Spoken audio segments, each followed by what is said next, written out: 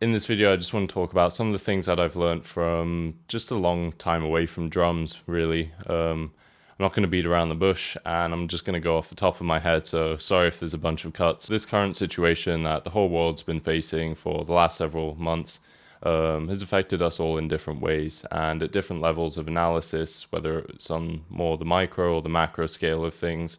But in this, I just want to talk about some of the things I've learned in relation to drums and music, because I've played drums for about 12 years, and the longest I had taken time off of playing drums was probably about 3 to 4 weeks at most, because of like vacation. But obviously now it's been, I believe, about 4 months, and I guess it doesn't seem like a big deal. And in the grand scheme of things, it really isn't. I'm still extremely thankful and privileged to be in the place that I am, live in a pretty decent area and have a roof above my head. So I don't mean to complain, but again, just to talk about, I guess, some of the more challenging aspects of having taken so much time away now from drums. And for someone who drums is very much my life, it's my biggest passion and the thing that I essentially love most, besides like family and friends. I think initially no one really knew, obviously, how long or how serious this situation would be, and how much it would affect all of us. And obviously neither did I. So it seemed like something that would hinder my drumming, but not to the extent that it did. And as time progressed and as the weeks went by, it became very evident, I think, again, to a lot of us, that there wasn't really an end in close sight. And that was kind of jarring, to say the least, because, again, for me, it's very much been my routine for the longest time to be playing drums basically every day. I mean, I definitely was playing drums every day for about 10, almost 11 years straight. And it's only been really the last year or so where I've had to cut that to about 3 to 4 practice sessions a week. So even then, going now several weeks without drumming and not really seeing any potential for a practice session anytime soon. Again, obviously I live in an apartment. I have these drums behind me, but I can't play them. It's more just storage at the moment. So I believe the initial feeling was sort of kind of a loss of hope, a slight pessimism. Generally, I'm a very optimistic person, and I can learn and make the best out of almost any situation, I feel like. But this just cut deep. It's tough. Again, drums is something I've been so passionate about for so long. And for example, one of my main goals for the longest time since I was very young has been to be a touring drummer. And the fact that a situation like this can come by, which is always possible, really just like shook things up, because it really showed me how easily my dream could sort of be like taken away just like that, and really just not be possible at all. It had me questioning my passion, the practicality. I mean, these are thoughts I think maybe a lot of us musicians have had, but I've definitely had, because obviously music's already a very difficult career and endeavor to monetize. So with this situation on top of it, this just brought so much doubt, and I felt quite aimless because of it. And I resorted to, a lot of drinking, things like that, just sort of things that would numb the pain, escape reality. A lot of us have our ways of, or vices, if you will, whether it's food or binge watching television, things like that. I still tried to stay productive. Actually, that's a lie. The first few weeks I wouldn't say were that productive, but nevertheless, I did reach a sort of breaking point, probably 1 to 2 months in, and I was just very tired of feeling sort of aimless and lost without this, vision that I've had for so long being sort of attainable. Obviously, I didn't really believe that this situation would last forever, but it was really enough to sort of shake up, again, I guess, the rigidity of my long-term vision, my long-term goal that I've had for so long.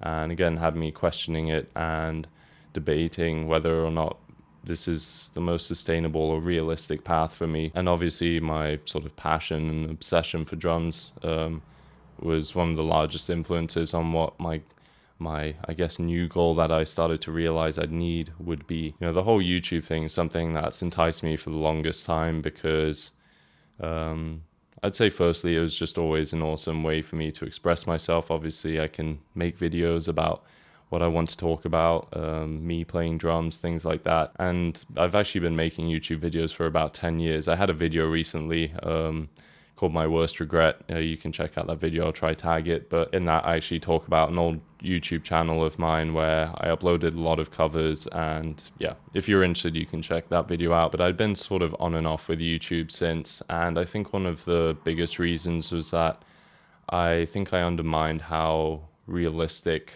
making a living from it could be.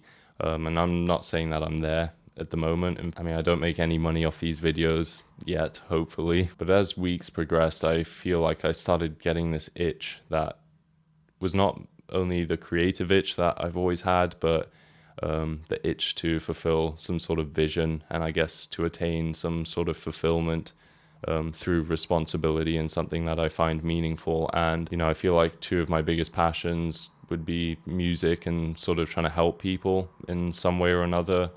And I think because I'm not super theoretical and I'm not quite the educator type of musician, that perhaps I'm able to help other musicians or drummers more specifically simply through insight, maybe advice, and the lesson videos that I do. But I say more so through what I say, maybe, I don't know. But yeah, sorry for the ramble. I just mean to say that it wasn't really until recently that I realized that this is actually something I can do, and it didn't mean that I had to completely dismiss the sort of vision I had of being a touring drummer. I've been on tour, but my vision was more so to be a full-time touring and session drummer, whereas now I feel that goal has been somewhat specified and directed towards being self-employed more as a priority. So although I still want to tour and play music around the world and play with bands and musicians and to audiences, because that's one of the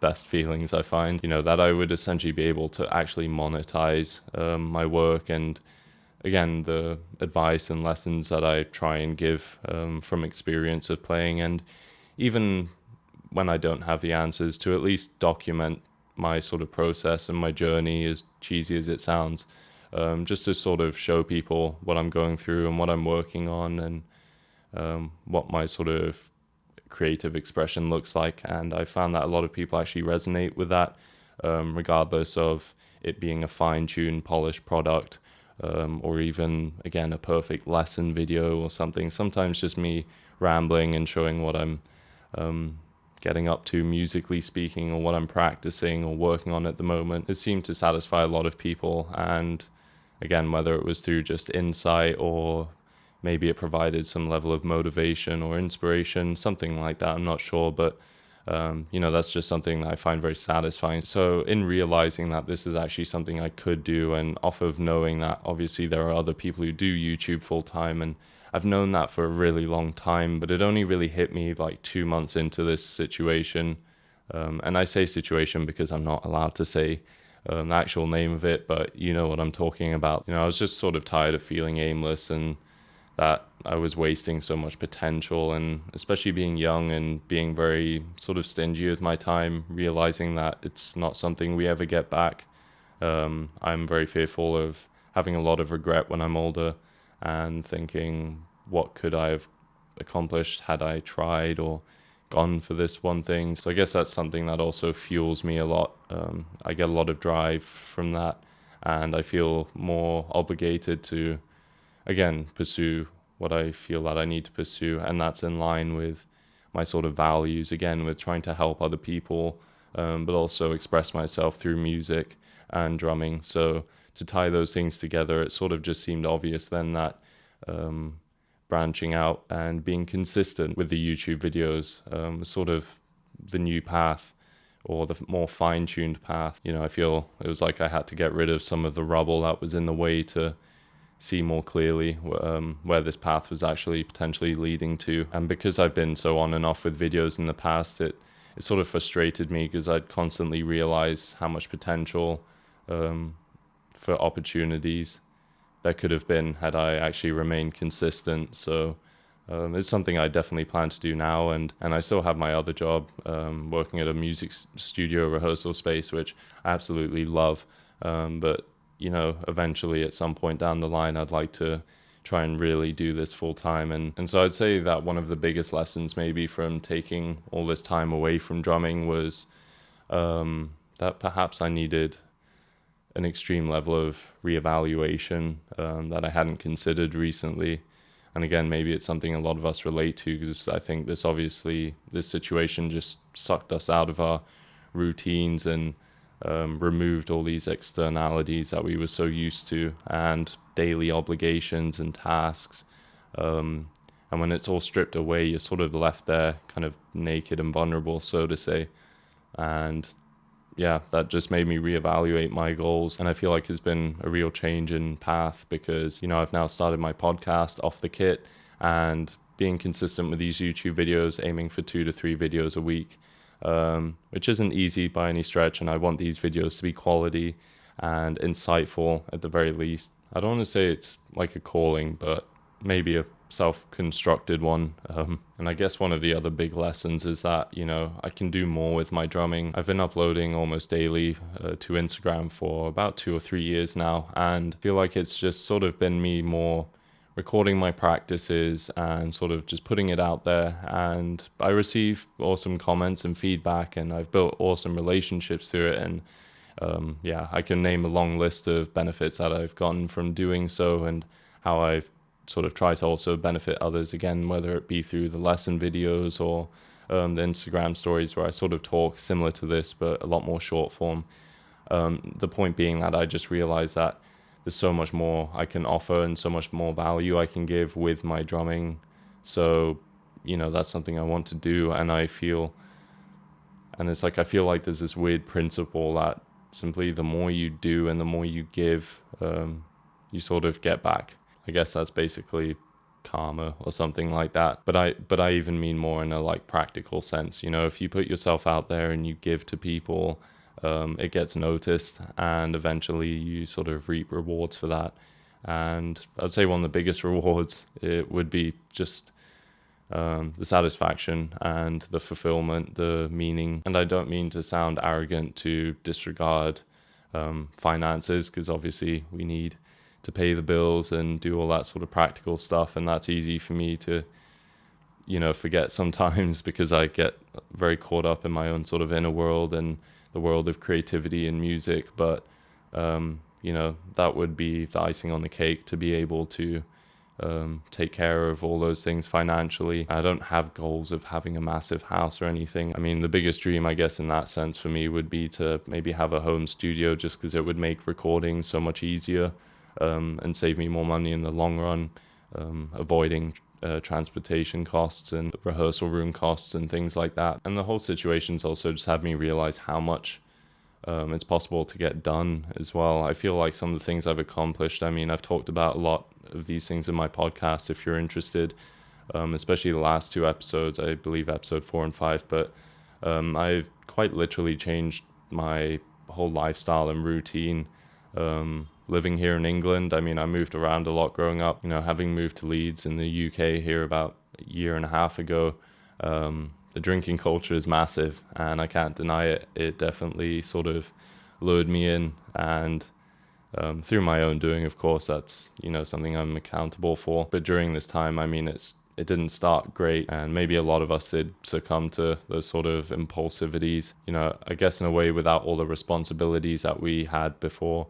And with so much free time, it was obviously a recipe for potential disaster, but also for potential growth. For me, it definitely didn't start out great, and I think I definitely indulged more than I should have. But after several weeks, it just really weighed on me and was affecting my mood and my rest and my productivity. And again, I've just always felt very obligated to pursue the thing that I love and to try help others. So it felt like I was sort of betraying a kind of destiny or whatever you want to call it. And so the situation really taught me that I could turn things around, and a lot more so than I ever thought I could. And obviously to think how grateful I am for drums and to be able to play music and be a musician, I guess. Not a lot of people get to experience that. I just started realizing also how much money I was saving, and that, that would all be put towards things that I need, especially with this clearer vision of really pursuing the sort of YouTube side of